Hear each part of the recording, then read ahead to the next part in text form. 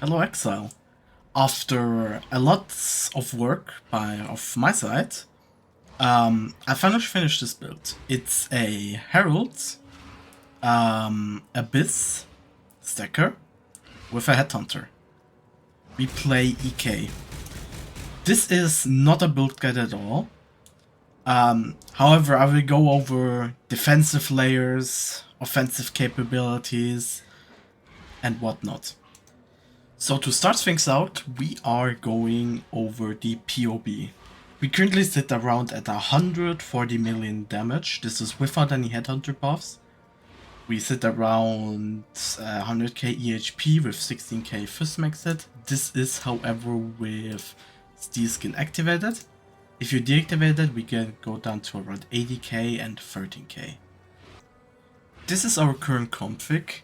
As you can see, I have a simulated Shaper of Flames, because if you actually allocate Shaper of Flames, you only get the effective HP and not the actual fist damage max hit here. So it's a little bit broken. Furthermore, I have imported some Headhunter buff simulation, which you will probably get while mapping. So if you just put them in, you will be at almost 400 million damage, which is more than enough. However, with Soul Eater, this fucks our mana cost per second. As you can see, we are regening not enough. So Soul Eater is good, however also not good. However, to fix this, we have a Cinder Swallow with recover 3% mana on kill during effect. This will at least a little bit negate it. As for our items, we will start top to bottom. We have a Light Poacher. Important is to note, we need the Ores, so get a max roll. If you can afford it, get a Volatile Corrupted with Overcap. Then our weapon. It's a pretty cheap one, it's a budget one, because the expensive one is literally too expensive to craft for me right now.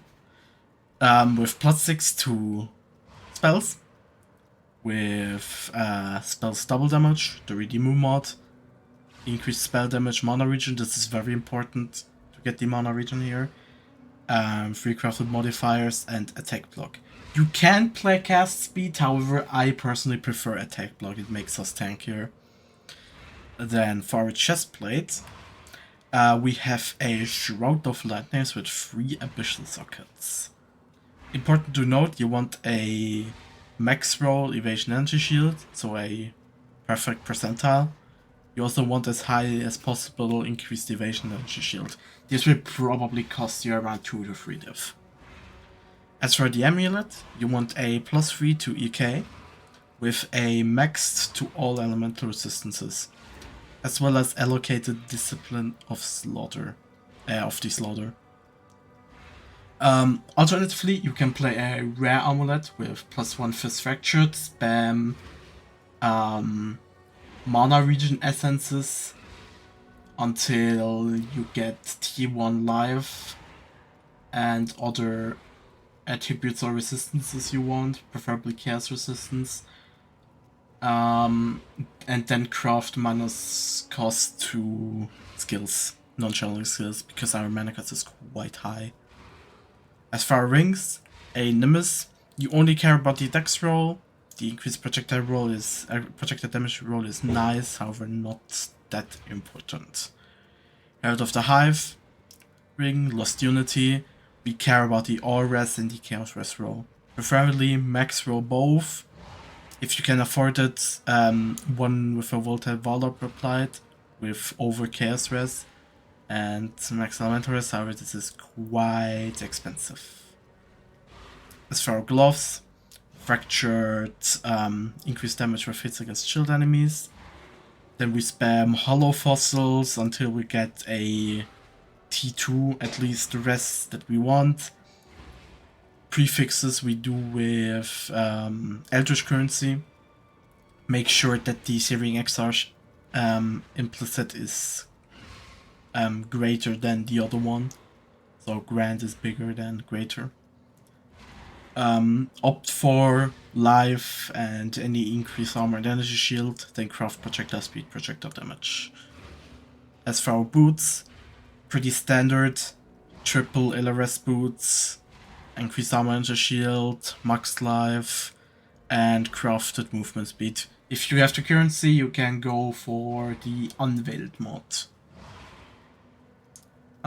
Next is pretty simple, Headhunter.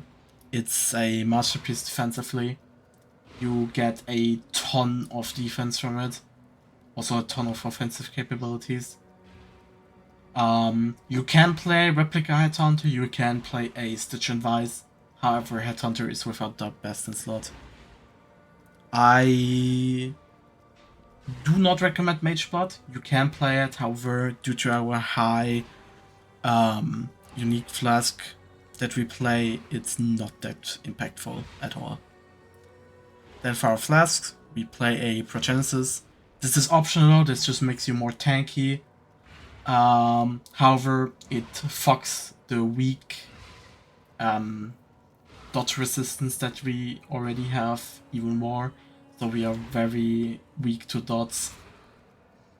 Then we play a Cinder Swallow. Important, ignited by you during effect, take increased damage, 10, recover mana on kill to help with our mana sustain. Then Obvious End, this is optional, I just put that in for clear.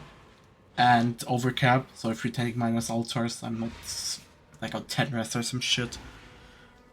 You want a as high as possible increased charge recovery roll. A chance to explode is nice, however you don't need to go at max. Then we play a Granite Flask for our first max hit.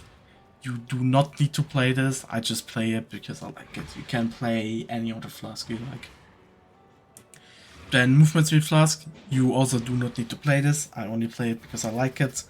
You can replace it with a Jade Flask, with a other flasks that you like, for example Wine of the Prophet, Gold Flask, whatever. As for our jewels, we play a total of 9 eye jewels. All of them need to be hypnotic, that's very important. One of them is Kurgle's Gaze. I have Corrupted Blood Cannot Be Afflicted on it. However, this is not needed. This is quite expensive. I paid 15 div for it, for a 10C jewel. And I was lucky to get a cheap one. They probably go up to like 20 or 30. Then for the rare jewels, you want Fractured Cast Speed if you died a critical strike recently. After that you do Reforge Crit until you hit Crit Multi. Optionally you want Life and added spell damage while wielding a two-handed weapon. Which one doesn't really matter except Chaos, you do not want to have Chaos. Reason being because you don't scale it that well. This mod is very good, it brings a lot of damage, however it's not mandatory. You want that on all jewels. Life, as I said, mandatory. As for unique jewels, we play Apex mode. The only important role is spell damage. And we play Nadir mode. Also spell damage important. The crit mode is not important. We are over crit cap. We have way too much crit. Then we play a Lethal Pride. Important here, you want Endurance and Kill. The other mods are free for you to choose. I picked double damage and fist damage. Double damage just makes your double damage more consistent. Mainly because we play this large cluster. Force Multiplier, Iron Breaker, Master the Fundamentals. This gives us another 5% chance to deal double damage, as well as increased fist damage. This gives us a chance to ignore enemy physical reduction, which is quite helpful while mapping, and increase fist damage. And the total with those two plus the staff, we are on 20% chance to deal double damage. It's, I think, 25% if you have T1. I got a little bit unlucky here. However, this is very nice. Our medium clusters are all the same. We have projectile speed as a also grant modifier, as well as our dynamics and streamlined. For 4 of them, they are 5 to 10 diff each, I think. They are a bit costly. You do not need the projectile speed modifier. You can go attributes, chaos res, all res, whatever. It really doesn't matter.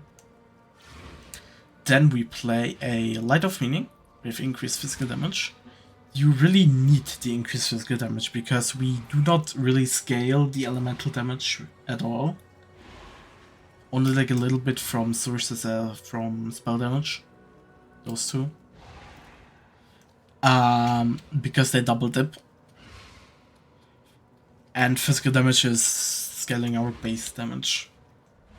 As for the tree itself, you want to tattoo at least part of it as much as you can. You want on the int notes, you want increased effect of Herald buffs on you. These are not mandatory, however they give you a lot of damage. They are, I think, 3.5 diff each right now. So quite costly. You only get them if you have a ton of currency left over. On the dex note here, you want projectile speed. You do not need it. You can take movement speed, suppress, even if it's useless, whatever. You can have blind. Okay. You want one singular hinder with spells here, because it reduces movement speed by 30. And with our Shaper of Winter Ascendancy, this adds directly, so 70% reduced movement speed. This is quite good. Here, I went for increased physical damage. If you have the currency, you can go block tattoos. They are a little bit better. As for Ascendancy, I already explained a little bit in the PUB part. We go Bring of Ruin. It's increased effect of Herald buffs. I will explain it shortly why that's important. We play Leech of the Primordial. This is mandatory note. You do not want to resummon the golem each time they are killed because they are quite squishy. They get nuked constantly. You replay Shape of Winter because all damage with hits can chill. So we have constant chill apply with our EK. As well as enemies chilled by your hits lessen their damage dealt by half of chill effect. So if we get 30 chill, for example, we take 15% less damage, which is really good. We take Shaper of Flames. You can not choose to not take Shaper of Flames, however, it's very good for your first max hit.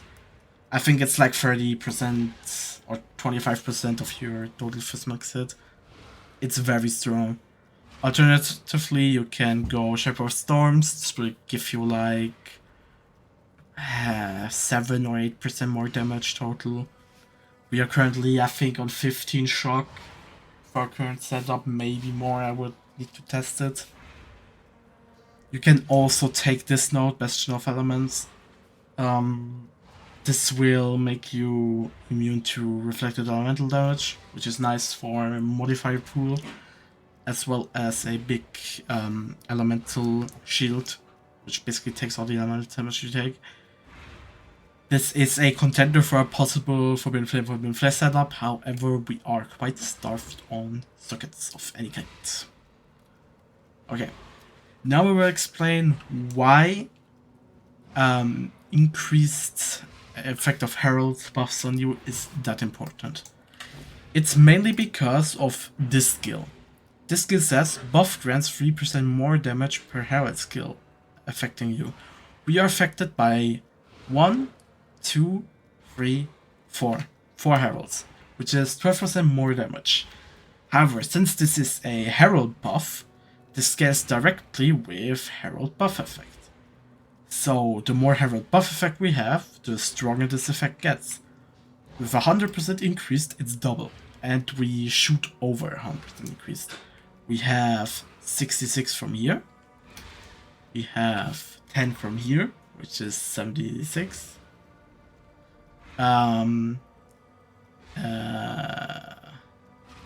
87. And final 107. Oh, sorry, 106. I can't fucking count. 106. This is already doubles from 6, from 3 to 6, which is 24% more damage. As well as all the small nodes, which are a total of 10, 20, 30, 40, 50, 60, 60% increased, which is another 1.5%, but because the game runs down, it's around 1%, which is around 28% more damage. Maybe you go up to 30. Which is quite important. This is basically Painted Humans. It is very good. It also double dips with our Fistus Extra that we get. It's very, very, very strong. As for masteries, you need all the masteries that are currently allocated. Those are very important. Instant Leech, very strong. We have something like 700 life leech on it. And like 250 energy shield leech. Very strong. 8% decreased damage for each herald. Each of your aura or herald skills affecting you. We have 1, 2, 3, 4, 5. This is an aura, right? I'm not. It's actually not, okay. It's 4 then. We have 4, which is 4% increased damage, which is for 1 point node very strong. Then spells which gain intensity of +1 maximum intensity. This is very strong because we can quite easily reach 4 intensity. You're basically always at 3, sometimes jump out to 4. This is very, very strong because this support gem says, where is it? Pinpoint says, gives you 20% more damage with hits per intensity, so it's 80% more damage. The next mastery is Recover Life and Recover Energy Shield on block. Very important, it gives you a lot of survivability, especially since you don't evade. Then the next node is plus survivability of all critical support gems, because overload intensity goes up 3 levels by this, which is 02 crit per overloaded intensity and 10. Is it 10? Yeah, it's 10 crit multi per intensity. Overload intensity. We have 3 overload intensity, so it's 30 crit multi and 06 crit chance. Yeah. You don't really need to be scared of how it works because it just ticks up slowly while you're mapping, and it's on a 10-second cooldown, so you map, cast, map, cast, map, cast, and just keep that going. We will now do a showcase map. We will do a Nightmare map, 2 Nemesis, 2 Adversaries, 1 Divinity. These are the map mods. 20% Delirious. They have 1% Fistus Extra Chaos, so it's very bad for us. 48% more monster life. They will gain Endurance Charge on hit. They will get Power Charge on hit, and we have 7% less buff duration, which is not ideal for our build. We optionally do not run the Fistus Extra Chaos mod because our Chaos Rest is in the negatives. However, I will try to run it. It should be fine. More or less, at least. Well, let's see. We have insane amounts of reach. So everything we kill is off screen.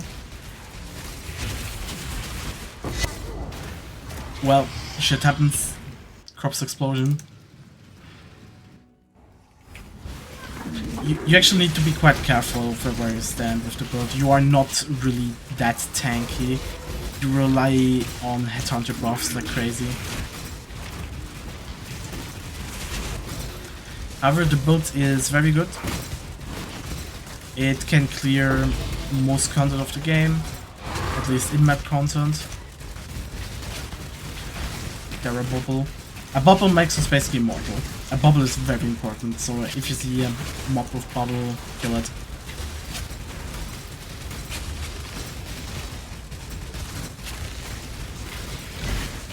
Our damage to that is absurd. We deal, while mapping, close to 400 billion, as set in PoE. Okay, here's the boss. The boss is kinda cancer to do. However, it's fine most of the part. This.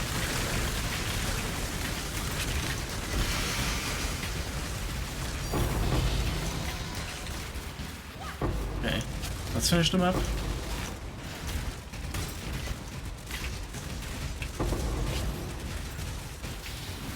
You can go quite fast, especially once you have Soul Eater. However, Soul Eater fucks our cast, so you need to make sure you don't cast as much once you have Soul Eater. Now we have Soul Eater, so we go really fast.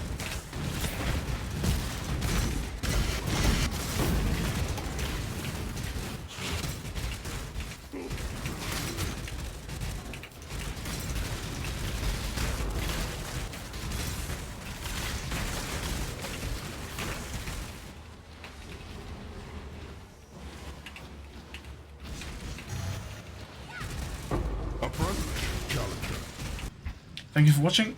If you have any questions regarding the build, crafting processes, additional details, you can contact me via in-game. Where is it? This is my name. You can just DM me in-game. Alternatively, I have a Reddit post up. I will link the Reddit post in the description. Make sure to write a comment if you have any questions. If you have further issues, I'm also available on Discord, however I will only provide my Discord personally. Thanks for watching, hope you have a great day, stay sane, Exile.